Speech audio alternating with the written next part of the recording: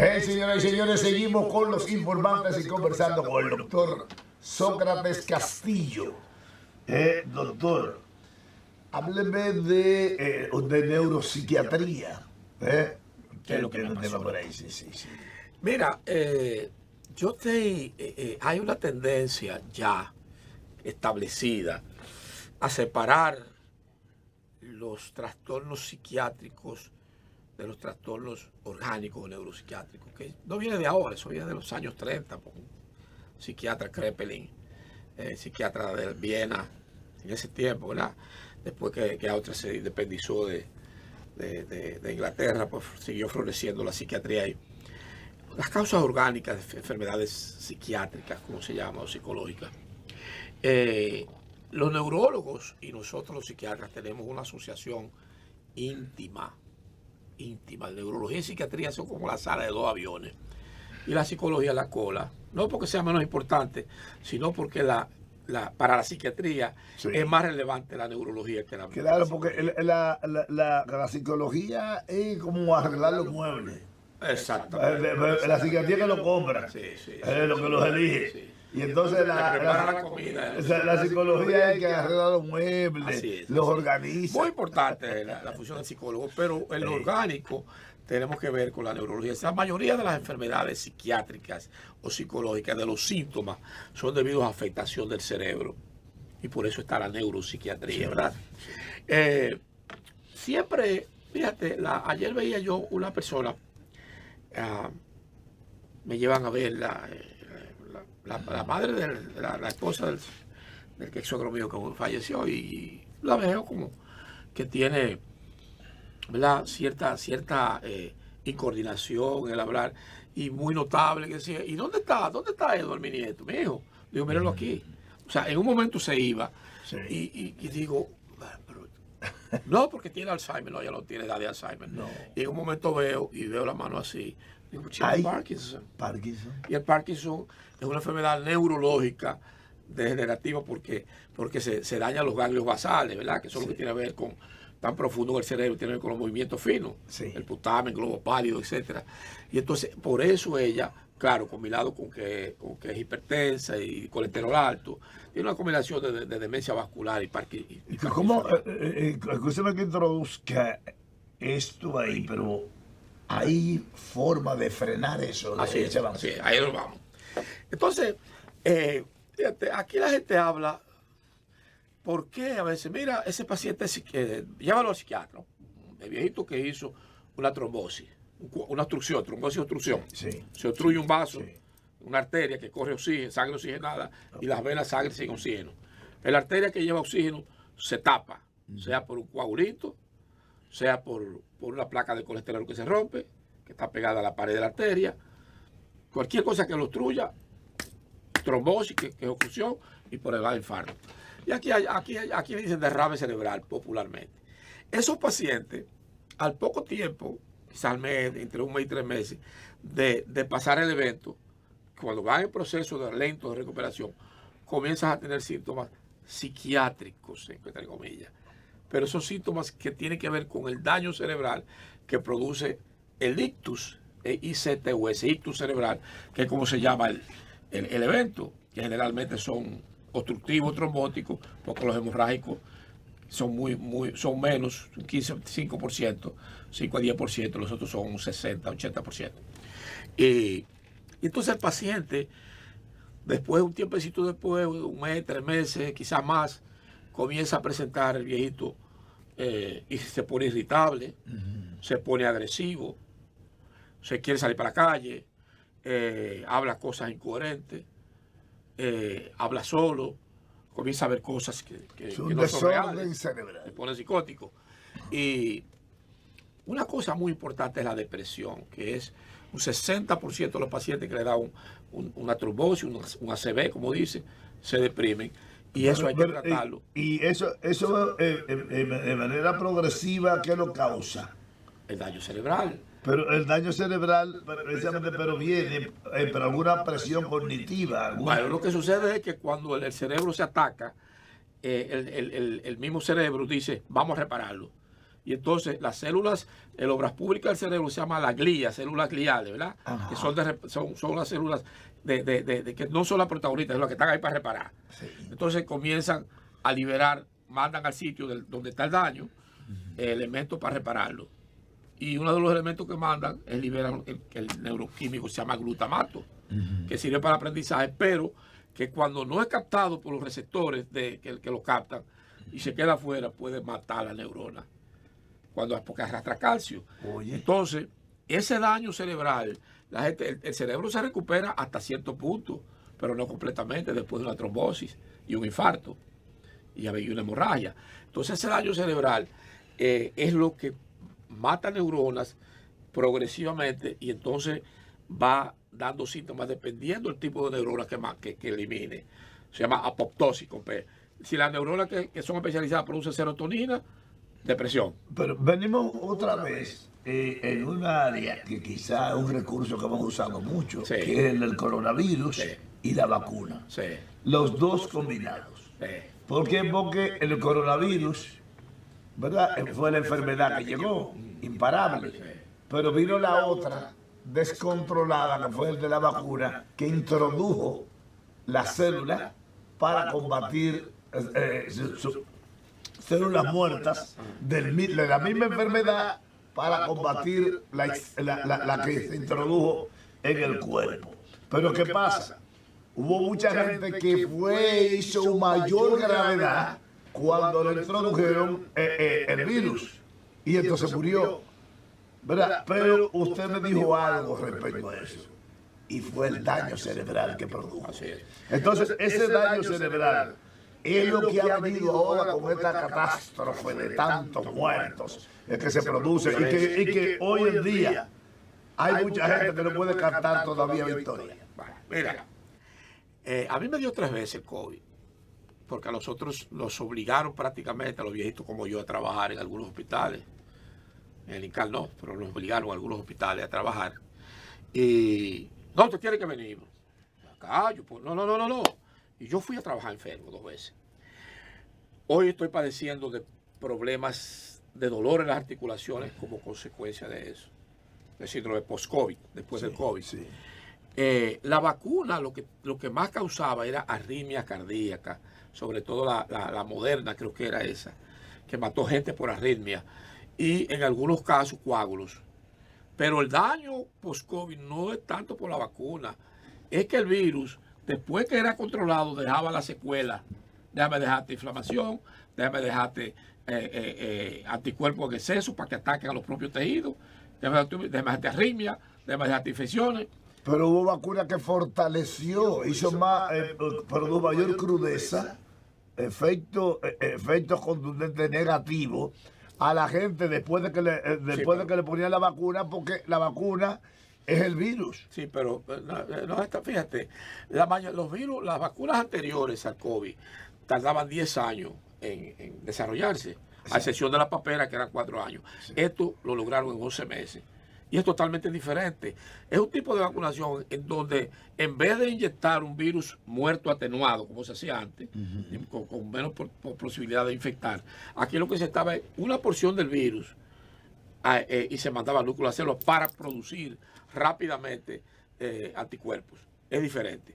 Por supuesto que tenía efectos secundarios, pero esta playa de problemas que hay inflamatorios cerebrales es lo que trae como consecuencia ese susodicho aumento de enfermedades mentales que dicen los psiquiatras, que es un proceso inflamatorio crónico del cerebro. Pero volviendo al caso de ahorita de los ACV, la depresión, el paciente después de un ACV, lo primero que hace es depresión severa, que hay que tratarla sobre todo con fármacos, y que es peligroso porque la depresión puede producir más coágulos, porque hace que las plaquetas se junten y hacer otro ACV. La manía, que es temperamento exaltado, el paciente se pone verborreico, lo produce con cierta frecuencia, con menos frecuencia, pero lo produce. Lo que me sorprendió a mí, examinando la literatura, es que la ansiedad queda como en el penúltimo lugar Yo pensaba que producía depresión ansiosa a la vez. Porque el paciente sabe que tiene secuelas y lo que hace es que se deprime.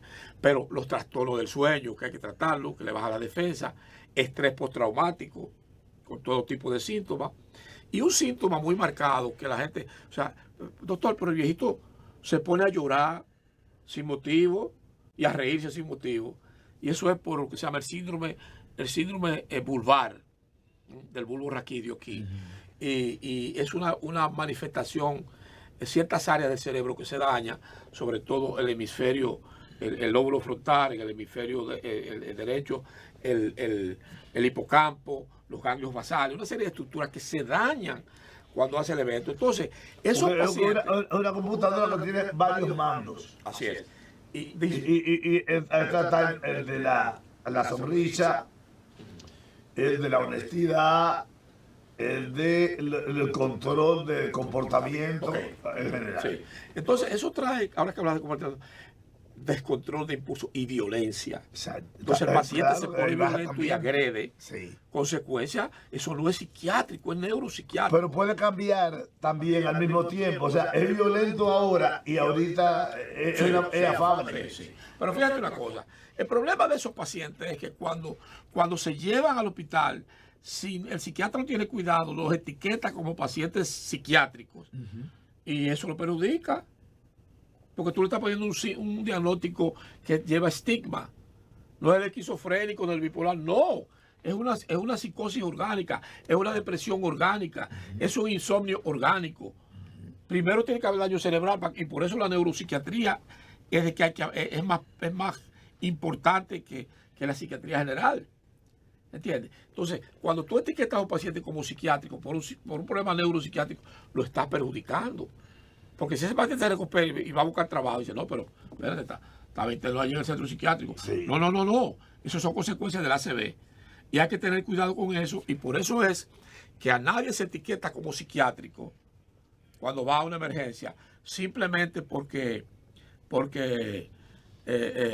tenga síntomas, sino que hay que hacer un buen examen físico, incluyendo pruebas de laboratorio de imágenes, y descartar si hay drogas legales o no, que aquí no se puede porque no hay ley de el ACV deja una secuela de deficiencia cerebral. Así es. Entonces lo que quiere decir que es casi lo mismo para la aceptación o la aprobación de una empresa, aceptarlo como parte de ella. Así es. Pero si la trombosis no ha sido muy marcada, si el problema cerebral, si el déficit motor, por ejemplo, no ha sido más marcado, puede volver a trabajar. Pero ya va con una etiqueta de psiquiátrico, sin ser un paciente psiquiátrico, psicopatológico, sino un problema generado por el ACV. Entonces, cuando usted tiene un paciente que hizo un accidente cerebrovascular, un ictus cerebral, como se llama, el psiquiatra es parte del equipo que lo va a tratar. Quizás la parte más importante, porque el neurólogo lo diagnostica y lo suelta, como dice. Pero el psiquiatra que queda con el manejo conductual, porque las consecuencias son motoras y emocionales y conductuales. ¿Entiendes? Entonces, el psicólogo tiene también importancia ahí, no a nivel del psiquiatra, porque hay que medicar, pero sí el psicólogo en la reestructuración neuropsicológica del cerebro, que es reparable hasta cierto punto. Entonces, es importante que se sepa que los pacientes psiquiátricos puros no son los más abundantes o psicológicos, sino siempre hay que buscar una razón orgánica en los síntomas psicológicos o psiquiátricos y hasta social. Porque si tú sales allí y encuentras que te pincharon las gomas de maldad, te rayaron el carro y te ponen quieto, ya tú tienes síntomas psiquiátricos y no eres psiquiátrico. O sea, tiene problemas. ¿Y cómo asumir eso? Que no le haga daño. E incluso, hasta cuando usted va para su trabajo, en la mañana, Se irrita. Usted tiene que tener mucho cuidado, porque se supone que usted va buscando eficiencia, demostración de talento, demostración de superhéroe para salvar cualquier situación en la empresa donde usted trabaja o donde usted es dueño, ¿verdad? O como funcionario público o dirigente. Usted va con un cerebro sano que produce cualquier cosa de la mayor dimensión. Pero una mirada puede ser un virus. Ahí cae la teoría del caos. Una mirada de alguien Así que usted le dé importancia porque la persona le cortó los ojos. Eso puede ser un virus. Así. Una demostración de palabras y de descontento por alguien que le pasó por el lado y le dijo de todo y usted le prestó atención. Eso puede ser un virus que le dañe todo su, a lo mejor, ese era el día de progreso suyo, del inicio Oye, de una buena de vida. ira. Y usted se lo dañó. Pero no solamente eso, sino que puede traer un evento que le cuesta la vida. ¿Y qué hacer entonces? ¿Y qué hacer entonces? Porque, doctor, usted se puede encontrar con alguien que le mete un virus a su cerebro por nada. ¿Y qué actitud debe tomar? No hacerle caso. O ser amable. Una de las Ser causas, amable. Una de las cosas, de los casos del manejar el efecto mariposa es ese. O sea, la amabilidad, la puntualidad. O sea, la respuesta debe ser... Correcto. Ser puntual, ser amable, ser conciliador, hacer buenas obras, ¿verdad? Usted se va, no tengo que hacer, me voy a un hospital a atender a los enfermos. Eso promueve la felicidad, el gozo interno. Y eso es efecto mariposa, pero positivo. O sea, ¿qué usted a un cerebro humano, ¿qué usted le llamaría que es un buen antivirus? La meditación, la vida saludable, el buen manejo de conflictos, ¿verdad? El antichisme, porque hay que poner un antichisme a uno. Sí, antichisme, sí. La sonrisa. Sí, la sonrisa. El buen dormir, la buena alimentación. El agarrarse de Dios. La fe. La fe. O sea, la buena alimentación son buenos el ejercicio tiene que ver mucho con lo que se llama higiene mental. Hagamos higiene mental en este caos que vivimos, en esta patria que uno... Bueno, yo pude haber sido suizo, pero papá no viajaba cuando eso. Pero ya que estamos aquí y vamos a morir aquí, yo espero no ir al cementerio cuando me muera, así como ayer.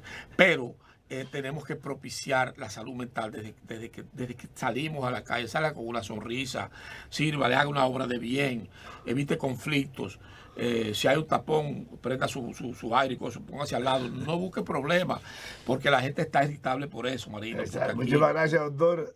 Aquí hay un bombardeo. Precisamente por la calidad de este programa, ¿verdad? Hubo alguien que me dijo algo que me dejó impactado y que ese programa que usted hace no a los foques, ¿no? Señores, hasta aquí los informantes.